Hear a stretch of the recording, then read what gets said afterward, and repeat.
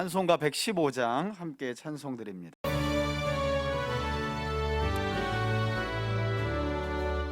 임마누엘로 이 땅에 오신 예수님을 기억하며 부릅시다.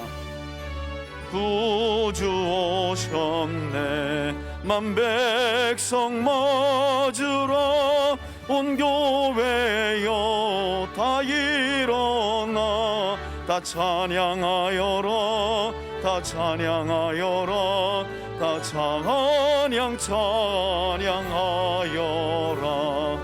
구세주 탄생했으니 다 찬양하여라 이 세상에 만물들아 다 화답하여라 다 화답하여라 다 화답하여라 온 세상 죄를 사하려 주 예수 오셨네 죄와 슬픔 다 내고 다 구원하시네 다 구원하시네 다 구원하시네 은혜와 진리 되신 주 다 주관하시니 만국 백성 구주 앞에 다 경배하여라 다 경배하여라 다 경배하여라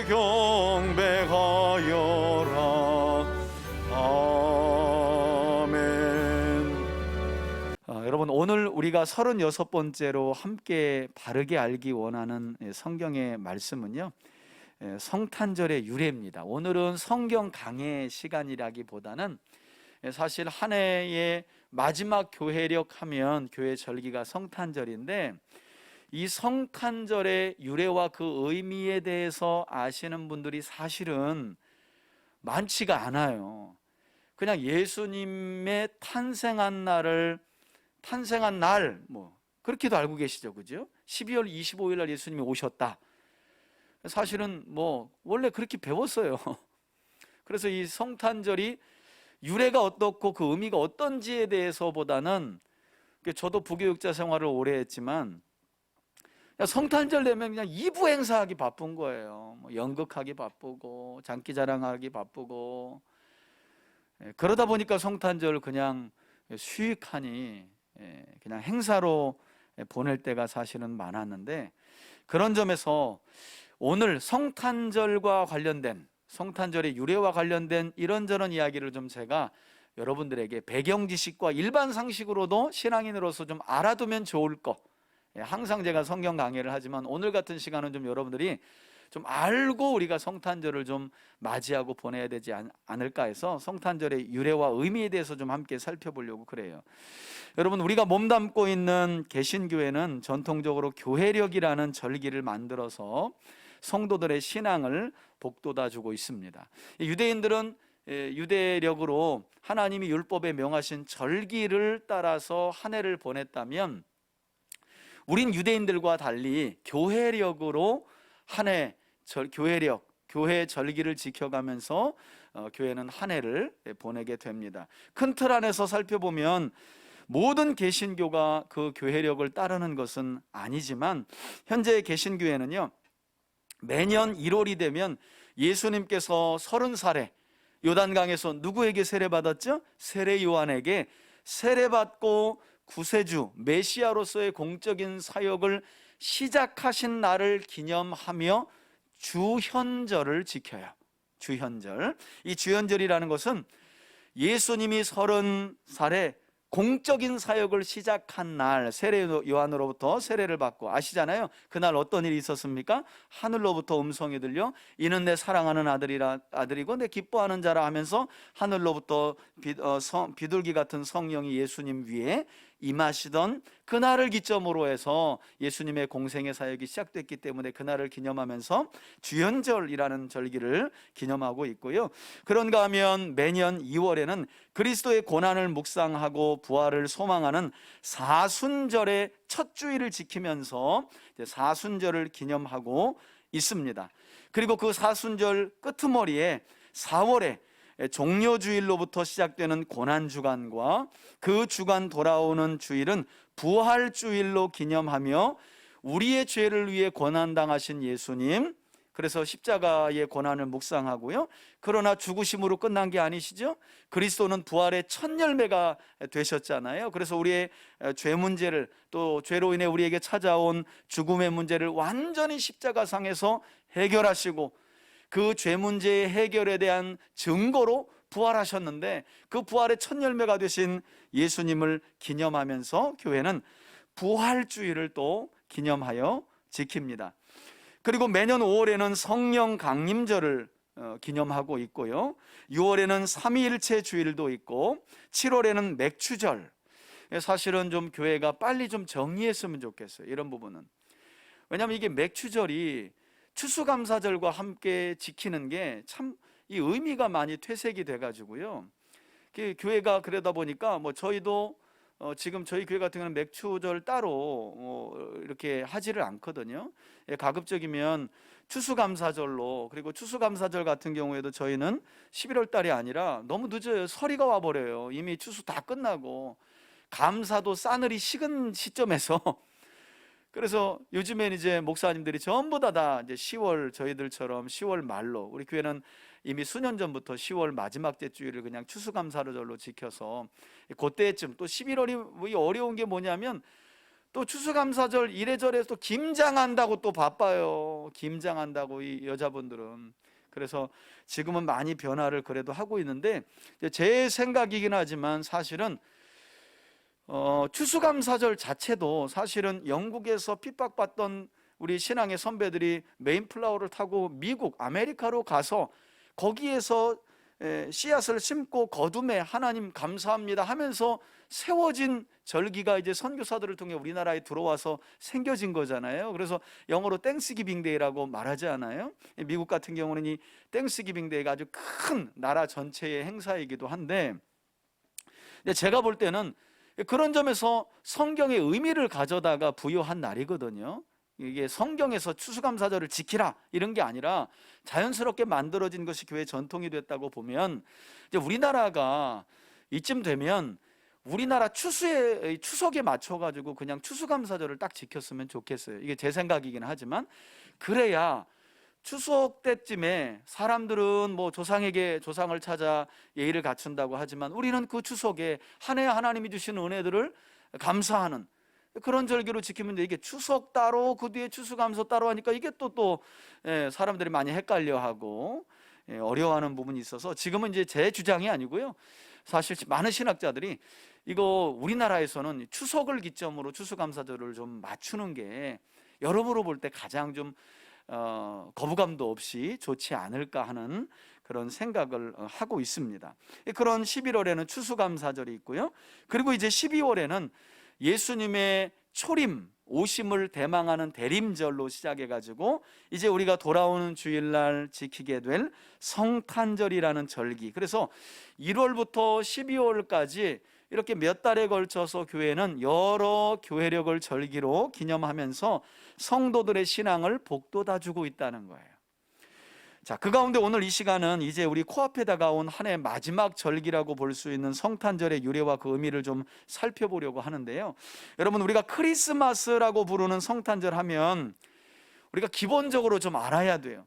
성탄절 하면 그 성탄절 날, 곧 12월 25일 날 예수님이 탄생하신 게 아닙니다. 어디 가서 또 그것 가지고 우기면 아주 바보 취급받는 거예요. 12월 25일이 예수님이 탄생하신 날이 아닙니다. 성탄절 곧 12월 25일은 예수님의 탄생을 기념하는 날이지 예수님이 오신 정확한 날짜는 아니라는 거예요.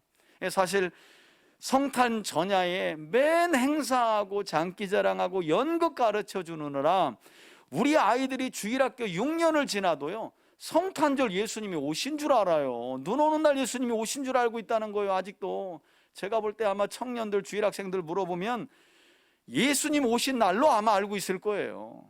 여러분, 12월 25일은 예수님이 오신 날이 아니에요. 탄생을 기념하는 날입니다. 기념하는 날. 우리가 그거 정도는 좀 기본적으로 좀 알고 있을 필요가 있고요. 그래서 중요한 것은 성탄절 12월 25일이 실제로 예수님이 탄생하신 날이 아니라 탄생하신 날을 예수님의 오심을 기념하는 날이라는 것을 우리가 좀 기억할 필요가 있습니다. 주후 4세기 서방교회로부터 공식적인 성일로 이 성탄절이 시작이 됐어요. 로마가 캐톨릭화되고 로마가 기독교화되고 기독교가 국교화되면서 결국에는 서방교회로부터, 로마가 동방교회와 서방교회로 나눠지잖아요. 이 서방교회로부터 성탄절이 성일로 정해져서 시작되어 왔는데요. 여러분, 본래 이 12월 25일 날이라고 하는 이 성탄절은요, 예수님의 탄생일 이전에 로마가 무엇을 기념하던 큰 축제의 축일이었냐면 고대 페르시아의 태양신이었던 미트라의 탄생을 축전하던 축제일이었어요, 원래가. 그런데 기독교를 국교화했던 로마가 세력이 커지고, 그러니까 로마가 정복하고 다스리는 모든 나라는 기독교화되는 거거든요. 근데 이미 기독교화되기 전에 그들에게, 민간인들에게 어떤 종교가 있었냐면 이란, 그러니까 페르시아로부터, 지금의 이란인데요, 페르시아 사람들이 섬겼던 태양신 미트라를 섬기던 축일이었어요. 축일, 이 12월 25일이 민간에서 행하던 그 날들이 로마가 기독교화되고 하면서 이제 기독교가 전체 국교화되면서 그 날이 이제 성탄절로 바뀌게 된 거죠. 그럼 그러니까 일종의 이게 선교적인 차원에서 로마가 국교화되면서, 이게 아무리 국교화돼도 12월 25일 날 이 사람들이 민간에서 행하던 대로, 왜 우리 뭐라 그럴까요? 기독교화 돼도 민간에서 행하던 풍습은 막 계속 행하잖아요. 이미 황제가 로마를 기독교를 국교화하고 우리나라는 이제 기독교 국가다라고 선포했는데, 민간에서는 아직도 태양신을 숭배하는 미트라를 섬기는 이 축제가 행해지고 있었던 거예요. 그래서 이걸 어떻게 할까, 그래서 나온 게 그 12월 25일을 그러면 선교적인 의미에서 다른 의미로, 기독교적인 의미로 좀 바꿔야 되겠다. 왜? 안 없어지니까. 예수 믿는 사람들이 왜 태양신의 축제일에 그렇게 민간의 풍속처럼 그것을 즐거워하는 축제를 하냐? 이게 안 바뀌어요. 그래서 아예 그냥 12월 25일 날 미트라라고 하는 태양신을 숭배하며 행했던 그 축제의 행사를, 의미를 완전히 바꿔버린 거예요. 예수님이 탄생하신 날을 기념하는 날로, 예수님의 탄생을 기념하는 날로 바꿔버린 거죠. 이런 걸 어려운 말로 이제 문화적인 상황화라고 말해요. 문화의 상황화라고도 말하는데요. 그럼 왜 하필 12월 25일이었느냐? 여러분, 12월 25일이 되면요, 짧아졌던 해가 다시 길어져요. 그걸 이제 우리가 동지쯤이라고 말하잖아요. 동지라고 말하는데, 지금은 정확한 천문학적인 계산이 있어서 12월 22일 또는 23일이 동짓날이다라는 게 아주 지금은 명확해요.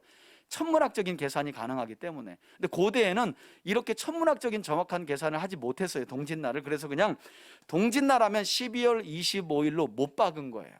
지금은 과학이 발전하다 보니까 12월 22일, 23일이 거의 동짓날로 명확하게 밝혀졌는데, 그때 당시에는 그랬다는 거예요. 그래서 그냥 12월 25일을 동짓날로 여긴 거죠. 그렇게 동짓날로 여기는 중에 이 초기 로마인들이 페르시아로부터 널리 퍼지기 시작한 이 태양신을 숭배하는 미트라교를 받아들이고요, 항상 12월 25일 동짓날이 되면 새해, 곧 다음 해에 이 미트라, 태양신이 태양을 잘 내리쬐가지고 농사가 잘 되고 번영하기를 원하는 의미에서 초기 로마인들이 이 페르시아로부터 선교가 되어가지고 민간에 들어온 이 미트라 축제를 행하게 된 거죠. 내년에 번영을 기원하는 마음에서 태양신 숭배 축제일을 막 행했던 거예요.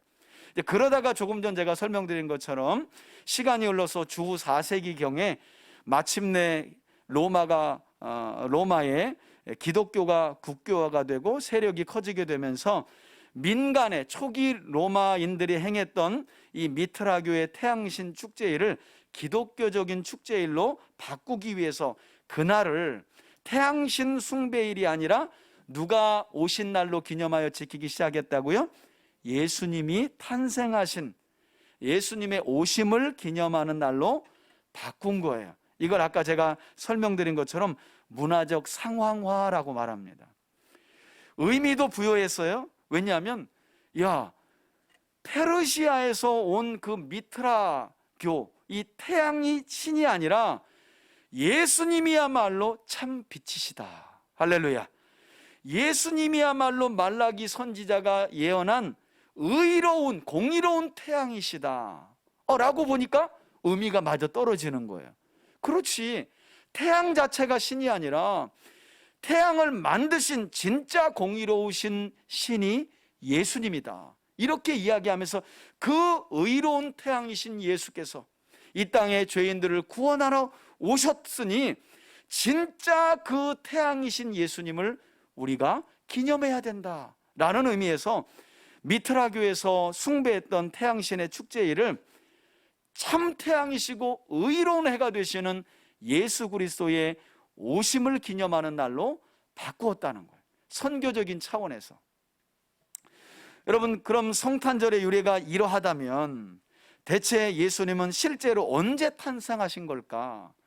우린 그 정확한 날짜를 알 수 없는데요, 사복음서를 보면 어느 정도 추정은 가능합니다. 예수님이 어느 때쯤에 태어나셨을 거라고 하는 추정은 가능해요. 여러분, 오늘 우리가 읽었던 본문인 누가복음 2장을 보면 우리가 1절에서 7절까지 읽었는데요, 7절 그 다음 절을 한번 읽어볼까요? 자, 2장 8절 한번 읽어보겠습니다. 시작. 그 지역에 목자들이 밤에 밖에서 자기 양떼를 어떻게 했대요? 지키더니 라는 말씀이 나오죠. 여러분, 이것으로 볼 때 최소한 예수님의 탄생일은 12월은 될 수 없어요. 왜냐하면 이스라엘 땅에서는 12월 하면 여러분 기억나세요? 다윗도 12월에는 전쟁을 멈추고 성 안에 있죠. 그리고 봄이 오면서 전쟁에 출전해야 될 때 출전하지 않게 되면서 사무엘하 11장을 보니까 밧세바를 범하게 되는, 우리야 장군의 아내인 밧세바를 범하게 되는. 왜 그러냐면 이스라엘의 기후는 겨울이 12월에서 3월 전이 우기예요. 우기. 겨울에 비가 많이 와요.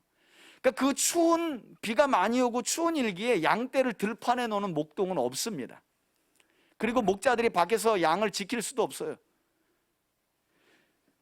그래서 12월이 예수님의 실제적인 탄생일이 될 수는 없다고 학자들은 이야기해요. 그럼 언제인가? 목동들이 양떼를 들판에다 놓고 풀어서 풀을 먹일 때 하면 대략 이스라엘은 봄에서 가을 사이예요. 일부 학자들은 5월로 못 받기도 합니다. 저도 개인적으로는 여러 가지 추정이 있어요, 여러분.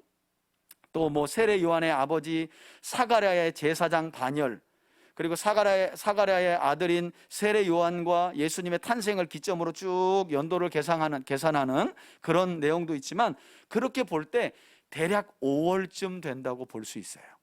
그러니까 예수님의 실제 탄생일은 사실 12월이 아니라 5월이 정확하다.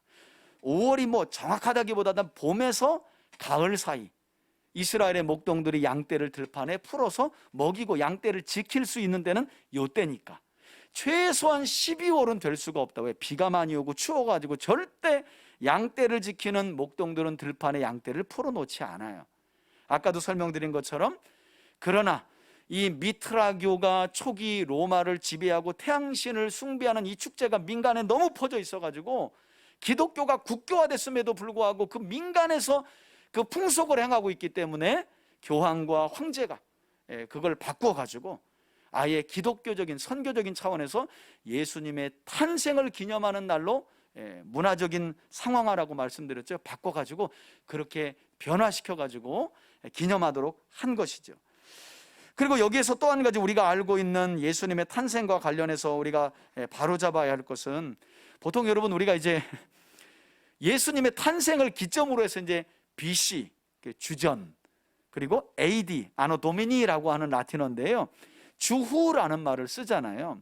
사실 이 예수님의 탄생을 기점으로 해서 주 전과 주 후로 나누게 되는데, 그래서 일반 우리 성도들이 알고 있는 건 예수님의 탄생은 주후 1년, 그래서 주후 30년인 30살에 세례 요한에게 세례받고 공생의 사역을 시작하시고 33살이 되시던 주후 33년에 골고다 십자가에서 십자가 지시고 돌아가셨다라고 알고 있는데, 여러분 사실도 이 연도는 좀 틀립니다.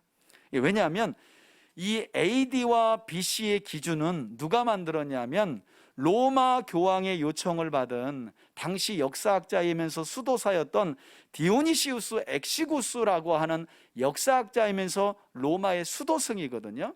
이 수도승이 황제의 요청을 받고요, 예수님의 탄생 기점을 쭉 따져가지고 연도를 계산하는 중에 뭘 빠뜨렸어요. 뭘 빠뜨렸냐면, 예수님이 탄생하신다는 소식을 동방박사에게 듣고, 야 그래? 내가 왕인데 감히 유대 땅에 왕이 났다고? 그럼 죽여야지. 베들레헴에서 태어난 2살 미만의 아이를 싹 다 죽여. 한 인물이 누구예요? 헤롯 대왕이죠. 여러분, 이 디오니시우스 엑시구스라는 수도승이, 이 역사학자가 역사를 잘 계산하다가 이 헤롯 대왕의 죽음 역사를 예수님의 탄생을 계산한 계산에 넣지를 않았어요. 그래서 오류가 생겼어요. 한 4, 5년 오류가 생겼어요. 4, 5년. 그래서 이게 왜 이렇게 제가 정확하게 말씀드리냐면, 보세요.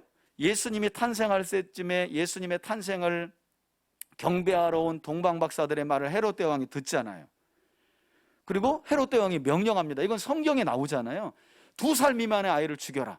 그런데 역사적으로 헤롯이 언제 죽냐면, 헤롯이요 주전 4년에 죽어요. 여러분, 주전 4년에 헤롯이 죽는데 어떻게 주후 1년에 예수님이 탄생할 수가 있겠어요? 그리고 예수님의 탄생을 보고 어떻게 헤롯 대왕이 예수님 탄생보다 4, 5년 전에 죽었는데 다시 그러면 헤롯이 부활해가지고 2살 미만의 아이를 죽여라, 이렇게 할 수는 없잖아요. 그러니까 정확한 연도가 안타깝게도 계산의 착오로 빠져버린 거예요.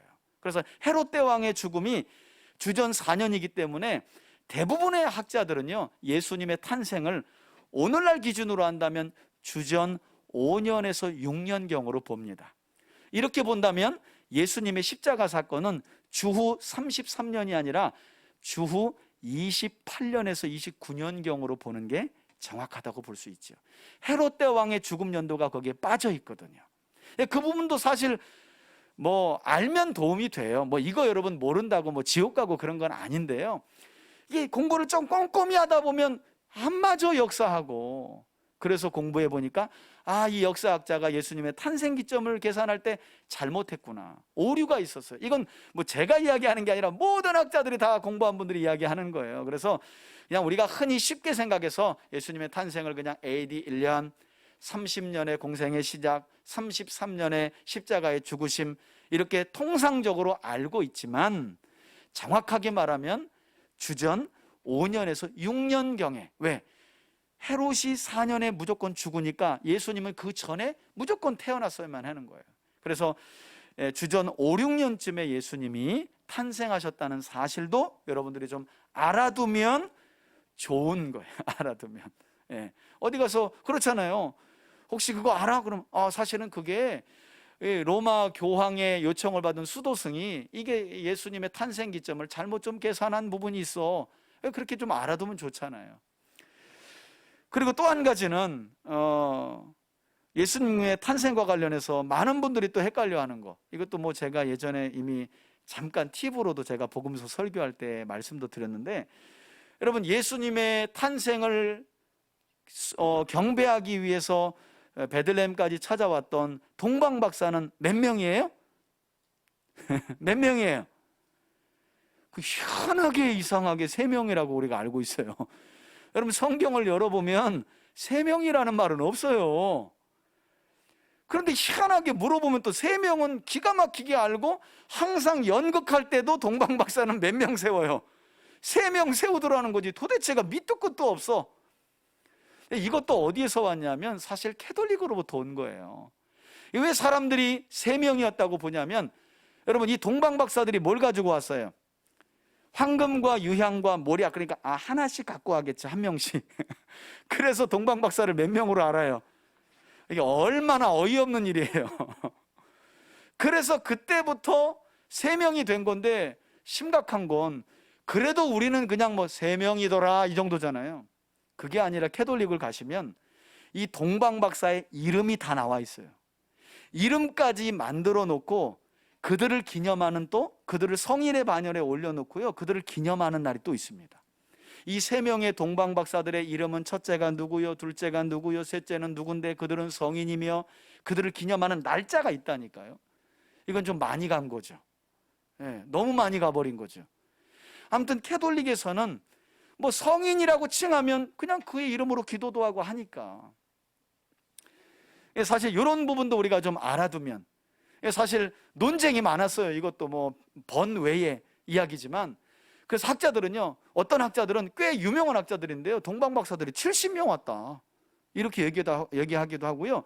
예수님의 12제자인데 그냥 12를 맞추자, 12명 온 걸로 치자, 이렇게 얘기하는 분도 있는데, 교회는 여전히 믿거나 말거나 몇 명, 3명 왔다고 믿는 거예요. 뭐 중요한 내용은 아니지만, 그러나 성경적인 근거는 있다 없다? 없습니다, 여러분. 사실 여기서 더 중요한 건, 어제도 제가 성경을 가르치면서 이야기했지만, 왜 구세주로 오신 예수님의 탄생을 이방인들이 먼저 와서 경배하게 되었는가? 그것도 성경은 왜 동방이라고 이야기하는가? 여러분, 성경에서는 사방위, 동서남북이 물리적인 의미도 같지만요, 동쪽은 성경의 용례적인 의미에서 하나님을 등진 방향을 의미해요. 하나님을 떠난 사람들을 의미할 때 동방을 의미합니다. 그래서 선지자들이 항상 하는 이야기가 동방의 풍습을 쫓았다 너희가. 그래서 책망을 하죠. 제일 명확한 근거를 보면, 아담과 하와가 하나님이 먹지 말라 한 선악과를 먹고 난 뒤에 에덴 동산에서 어디를 통해 나갔다 그래요? 동쪽 문을 통해 나갔다 그러죠. 그래서 그러니까 그걸 영적으로만 해석하면 안 되고요, 실제 동쪽이지만 성경은 실제 물리적인 동쪽 방향만 말하는 게 아니라, 이 성경의 용례 의미에서 동쪽은 하나님을 등지는 쪽이라는 거예요. 여러분, 하나님께서 시내산에서 모세를 통해 하나님의 집인 성막을 건축하라고 하죠. 이 성막으로 들어가는 문이 어디예요? 동쪽에 있어요. 다시 말하면 동쪽에 있는 문을 열고 성소가 있는 서쪽 방향으로 가는 거예요. 그래서 성경의 용례적인 의미에서 하나님은 서쪽에 계셔요. 동쪽은요, 동쪽으로 가면 하나님 반대편으로 가는 방향이에요. 자, 여기에서 왜 온 세상의 구주로 오신 예수님을 동방에서 박사들이 왔는가의 의미가 여기에서 중요하게 의미가 가미되는 거예요. 예수는 이스라엘의 구세주가 아니라 하나님을 등지고 떠난 모든 인류의 구세주로 오셨음을 온 세상에 알리기 위해서 누가 왔다는 거예요? 하나님을 떠난 방향을 상징하는 동방의 박사들이. 이 사람들이 여러분 무슨 공부해서 박사하겠다는 사람들은 아닙니다. 이 사람들은 천문학자들이에요. 천체의 별을 보고 어떤 일들을 하는 그런 사람들이 온 거예요, 동방에서.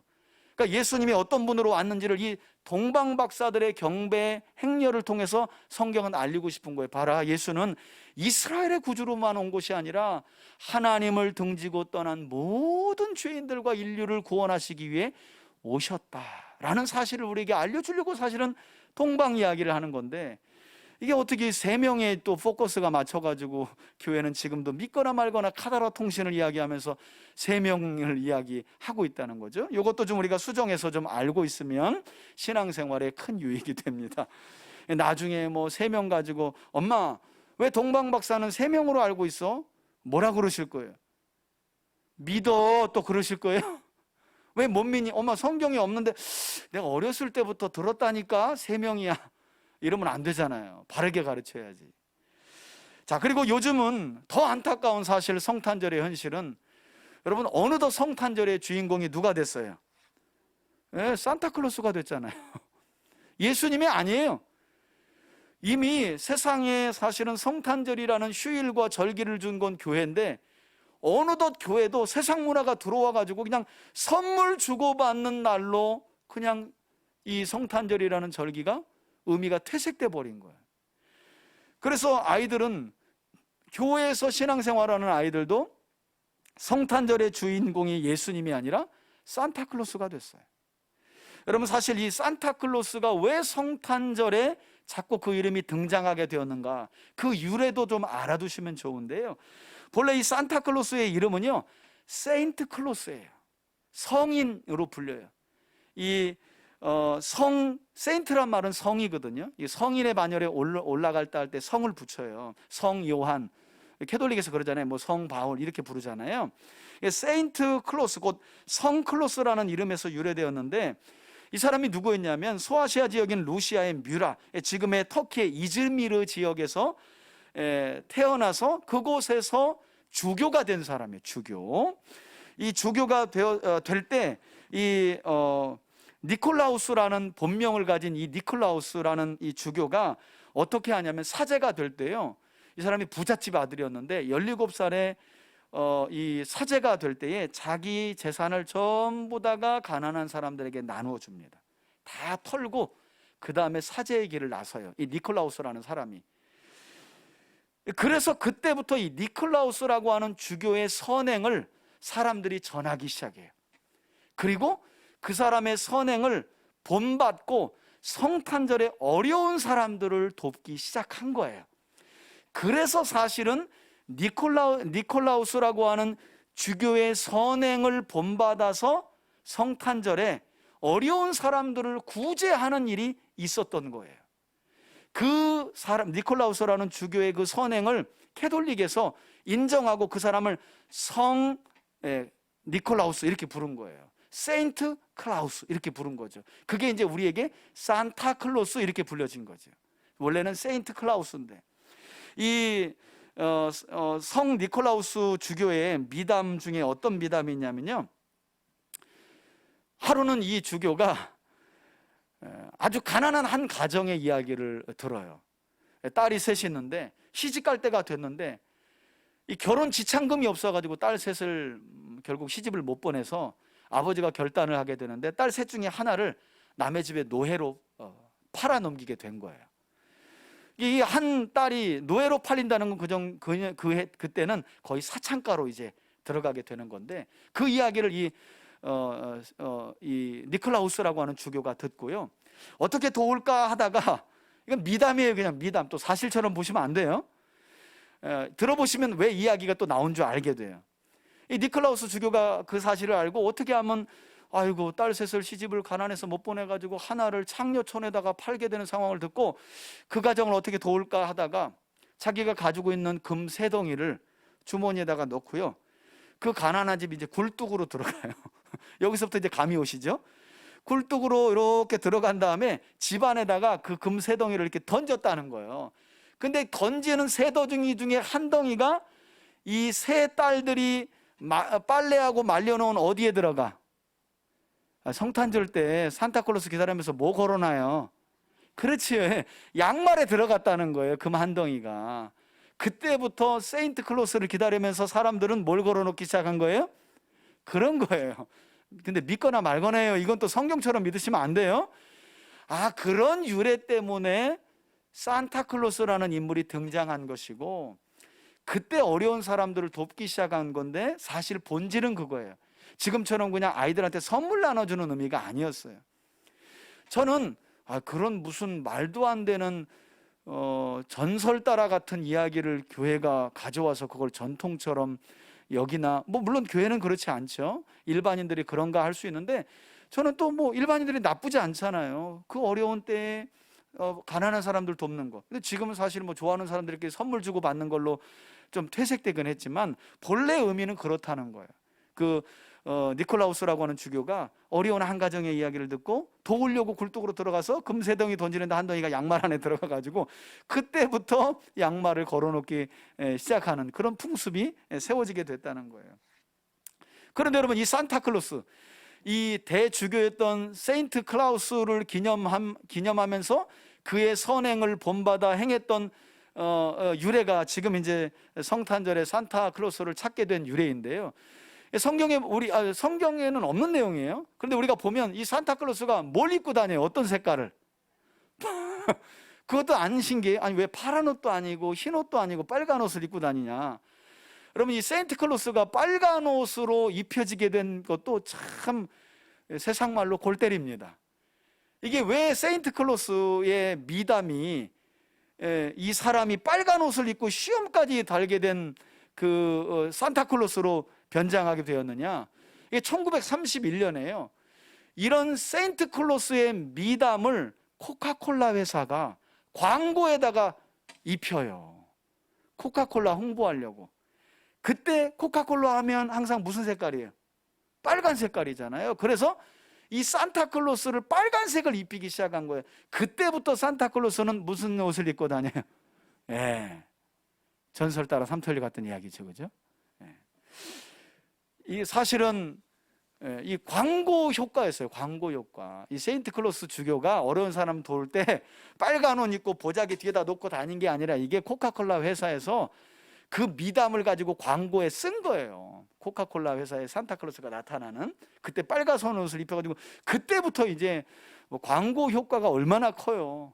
그래서 산타클로스. 이 사실은 일반인들은요 이런 유래도 사실 모릅니다. 그냥 뭐 왜 예수님의 탄생일날 산타클로스로 나타난 거지? 왜 그는 빨간 옷 입은 거지? 뭐 잘 몰라요. 아마 여러분들도 오늘 처음 아마 들어보셨을 거예요. 양말의 유래도 거기서부터 나왔다는 걸 아마 처음 들어보셨을 텐데, 여러분 이런저런 이유로요, 역사적으로 볼 때 또 교회사적으로 볼 때요, 이런 성탄절을 지키는 문제를 두고 많이 싸웠습니다. 교회는. 야, 이게 맞냐?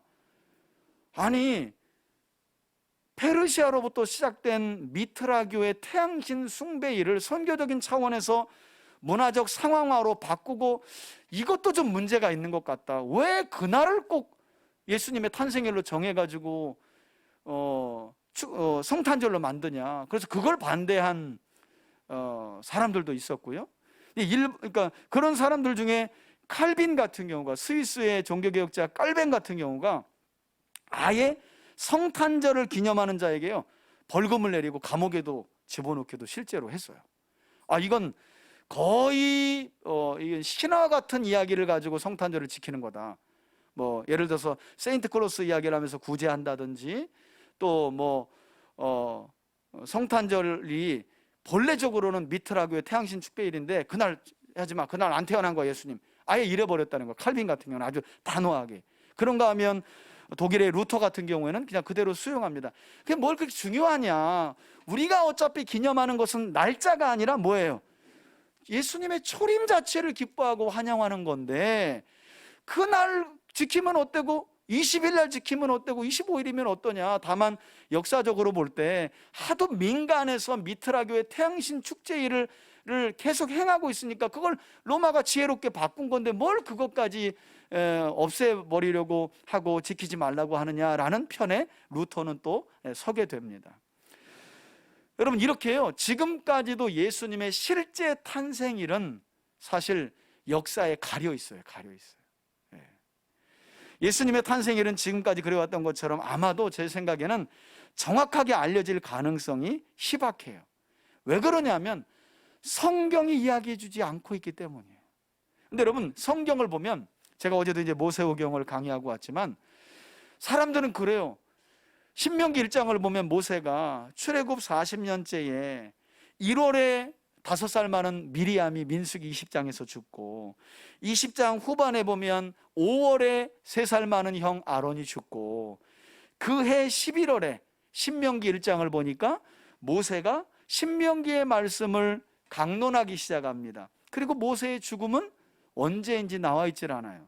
우린 사실 되게 그거 궁금하잖아요. 언제 죽었고 모세의 무덤은 어디냐? 그럼 사실 제가 볼 때 모세의 무덤이 어디 있다면 아마 제가 볼 때는 예수님의 그 성지순례 거의 버금가는, 이게 왜 그러냐면 모세의 무덤은 유대인들에게 엄청난 의미가 있거든요. 여러분 예수님의 탄생 거점과 무슨 그런 터전은 유대인들과 아무 상관없어요. 유대인들은 예수님을 메시아로 믿기지 않기 때문에 천주교와 기독교인인 우리에게 예수님이 살아 생전에 거니셨던 바다 보셨던 그런 것들이 의미가 있지, 유대인들에게는 아무 의미 없어요. 사실 그 사람들은 장사해야 먹고 사니까 전부 다가 기념교회 만들어가지고 기독교인들 와서 관광하세요. 우린 그 관광한 돈으로 먹고 사니까. 근데 만일 모세의 무덤이 있다고 봐봐요. 거기는 아마 제가 볼 때는 이방인들은 못 들어가게 할 수도 있어요. 유대인들이 목숨과 같이 지키려고. 그래서 예수님은 모세의 무덤도 어떻게 해요? 역사의 베일에 가려버리셨어. 그리고 모세가 언제 죽은 줄도 몰라요. 그러니까 우리는 궁금한데, 그래도 모세 정도는 무덤이 어디 있다라고 이야기를 하면 너무 좋잖아요. 하나님이 그냥 가리신 거예요. 여러분, 여기에서 우린 왜 예수님의 탄생일 정도는, 메시아의 탄생하는 날 정도는 좀 몇 년, 언제, 누구 왕 때, 며칠 날 이런 좀 적어놨어야 되는데, 복음서가 4권인데, 마태, 마가, 누가, 요한 4권인데 어느 성경도 몇 월 며칠 날짜를 못 박아놓지 않고 있다는 거예요. 그러면 우리가 추정할 수 있는 거죠. 날짜를 못 박지 않은 이유가 있다는 것을 볼 수 있어요. 여기에서 우리가 진정한 성탄의 본질을 생각해 볼 수 있는 건데요, 그 날을 지키는 게 성탄절, 우리의 구세주로 오신 예수님의 초림을 기념하고 감사하는 게 아니라, 진짜 성탄의 의미는 예수님이 언제 태어나셨는가를 정확하게 따져서 그 날을 지켜야 되는 게 아니라, 사실은 그 날의 의미를 지키는 게 진정한 성탄의 본질이라고 할 수 있는 거죠. 그래서 사복음서의 기자들은 예수님의 탄생일을 그들은 알고 있었을 수도 있어요. 그러나 날짜를 명시하지는 않아요. 왜? 그 날에 또 집중할까 봐. 사실은 그 날보다도 예수님의 오심이라는 더 큰 의미가 우리에게 중요한 건데, 그래서 어쩌면 진정한 성탄의 의미는 우리가 성탄절을 앞두고 있는데요, 날짜를 기념하는 것이 아니라 하나님이신 예수 그리스도께서 이 땅에 우리를 구원하시기 위해 사람의 몸으로 성육신 하셨다는 사실을 기억하고 진심으로 감사하는 거. 선물부터 생각하고, 여러분, 교회는요 지금 또 정신없습니다. 이번 주간은요 교회학교 성탄절 2부 행사 준비하느냐고 또 난립니다. 교회 밖에 예수님이 계셔요. 교회 밖에. 그냥 그거 장기자랑 보고 좋아하는 걸로 주인공은 밖에 계세요. 우리를 구원하러 인간의 몸으로 오신 성육신 하신 예수님은 성탄절의 주인공이 된 지가 벌써 오래전 이야기예요. 저는 그런 점에서 우리 3대 가족들 모두가 이번 성탄절은 단순히 그 날을 기념하거나 산타클로스가 주인공이 되어 선물을 주고받는 의미로서의 성탄절이 아니라, 나를 구원하시기 위해 인간의 몸으로 성육신하신 구세주이신 예수님의 탄생을 진정으로 기뻐하고, 그 기쁨을 가족과 주변 이웃들과 함께 나누는 그런 진정한 성탄의 본질을 회복하고 그렇게 성탄을 보내시는 여러분들이 되시길 예수님의 이름으로 축원해 드립니다. 아멘. 이제는 우리 주 예수 그리스도의 은혜와 하나님 아버지의 사랑과 성령의 교통하심이, 성탄절의 유래와 의미, 그리고 그 본질을 마음에 새기고 성육신하여 구원자로 오신 예수님의 초림을 기뻐하고 즐거워하며 그 기쁨과 즐거움을 이웃들과 함께 나누기를 소원하는 우리 성도들 머리머리 위에, 이 땅의 모든 교회들 위에 이제로부터 영원토록 함께 계실지어다. 아멘.